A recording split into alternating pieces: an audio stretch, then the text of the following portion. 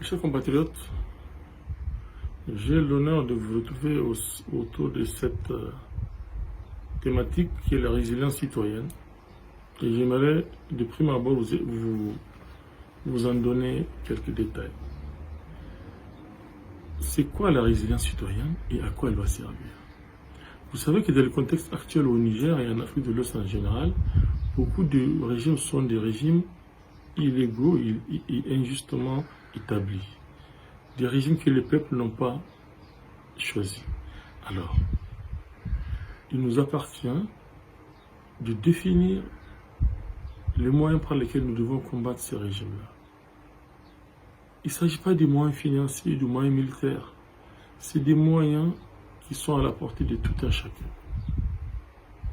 La résilience citoyenne doit nourrir la résistance citoyenne. La résilience, c'est entre autres choses la capacité de chacun d'entre nous de résister à la tentation, de ne pas répondre à certaines provocations et de ne pas céder aux menaces, de ne pas céder à la tentation du devenir et conserver tout le pouvoir de l'avenir, parce que le devenir et l'avenir, ce n'est pas la même chose. Quand le devenir est aux mains des dictateurs et de ceux qui détiennent le pouvoir d'État, l'avenir est entre nos mains. Chacun est maître de son avenir. Chacun est libre de choisir ce qu'il veut faire de soi, ce qu'il veut faire de son honneur, de sa dignité. C'est ça, le vrai pouvoir. Mais le devenir, quand Mohamed Bazoum appelle les gens, venez me voir, je vous ferai ministre, je vous ferai directeur général, je vous ferai tel ou tel conseiller transversal. Mais l'essentiel, c'est que vous m'appelez président de l'État. C'est ça le devenir. Et nous avons la capacité de dire non.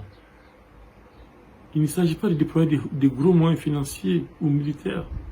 Non, c'est que chacun doit, à son niveau, faire le combat. Le seul combat qui vaille, c'est celui de sauver la face de la République et du peuple nigérien vaillant. Ils ne peuvent pas nous parler de dignité, ces dirigeants, quand ils nous appellent aussi à trahir nos partis ou nos dirigeants. Vous avez vu, tout le long de l'année 2013 et 2014, quand le PNDS a commencé le concassage systématique des partis politiques, vous avez vu des leaders, soi-disant, d'opinion qui viennent devant la télé pour insulter leur famille politique. Parce que simplement, il suffit leur demander de le faire. Qu'ils veulent qu'ils deviennent quelque chose, ministre ou directeur général. Et pour qu'ils deviennent, il faut qu'ils trahissent leur famille politique.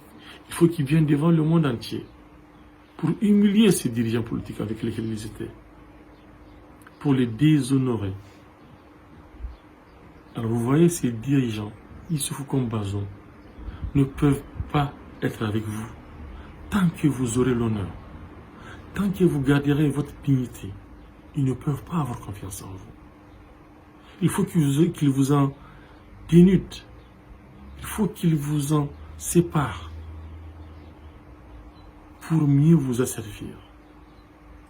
Il est compréhensible qu'un citoyen, qu'un homme se fasse acheter avec de l'argent venu d'ailleurs. Même ça, c'est encore assez difficile à concevoir. Mais il est encore plus difficile à concevoir et à accepter et à comprendre que vous vous fassiez acheter avec votre propre argent. Aujourd'hui, Bazoum qui veut qu'on l'appelle président de la République, il essaie avec l'argent du trésor public, parce qu'il détient le pouvoir d'État, il essaie de forcer les gens, de les acheter, de les faire des promesses, pour qu'ils acceptent de l'appeler enfin chef d'État. S'il avait été vraiment élu, s'il sait qu'il est président, pourquoi chercher tant de reconnaissance? Pourquoi rassembler les gens, les accueillir autour de la table du Conseil des ministres? Entendre les gens, qui la plupart sont en quête de notoriété, en quête de devenir, et non pas d'avenir comme je le disais, en quête d'un poste pour survivre. Pourquoi est-ce qu'il veut qu'on l'appelle chef d'État, monsieur le président? Pourquoi? Parce qu'il ne l'est pas. Il sait qu'il ne l'est pas. Mais pour qu'il le soit, il faut que vous acceptiez qu'il le soit. Il faut que vous l'appeliez. Il faut que vous vous résigniez. Et la résignation et la rénonciation ne peuvent pas aller de pair avec la résilience citoyenne.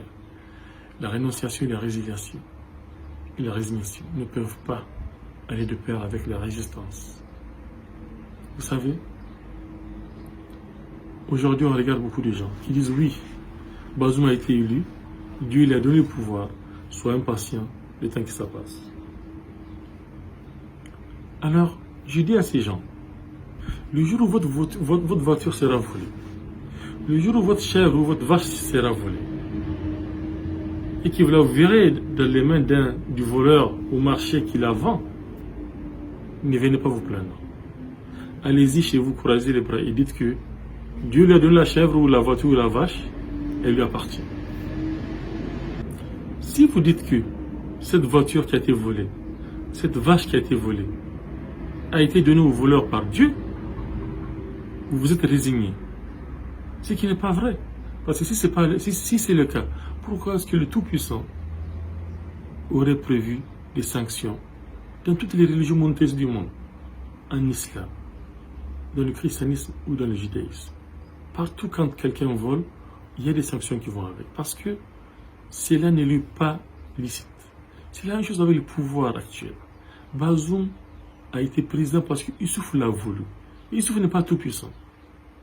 Voilà. Quand un bien vous est dû, si vous ne le cherchez pas, ne dites pas que celui qui est parti vous le prendre, celui qui vous en a dépossédé, ne dites pas que c'est Dieu qui l'a donné. C'est vous qui avez été incapable de prendre ce qui vous appartient.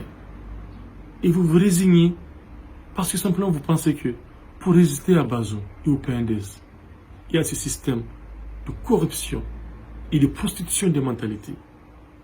Vous pensez qu'il faut beaucoup de moyens, il faut beaucoup d'argent, il faut beaucoup d'armes pour se battre. Non. La seule arme dont vous avez besoin, c'est votre résilience. C'est votre honneur, c'est votre dignité qui va vous permettre de résister à la tentation. La tentation d'entendre Bazoum vous dire « Je vous ferai de vous un conseiller transversal, un conseiller spécial. Je ferai de vous ceci ou cela. Vous deviendrez ceci ou cela. » On ne devient pas. Il ne faut pas accepter le devenir. Optez pour l'avenir. Et l'avenir, c'est vous et votre combat. C'est vous qui décidez qu'est-ce que vous allez devenir, pas quelqu'un. Youssouf n'est pas tout puissant. Parce qu'Youssouf a décidé que Bazoum doit être président. Il faut qu'on accepte qu'il soit le président. Youssouf n'est pas tout puissant. Parce qu'Youssouf a fait des faveurs à des personnes parce qu'il a volé l'argent du peuple, qu'il redistribue. Et maintenant, les gens vont chez lui pour faire des courbettes. Et les gens pensent que Youssouf va malmener les gens jusqu'à ce qu'il remette qui veut au pouvoir après Bazoum. Non. Ne vous résignez pas.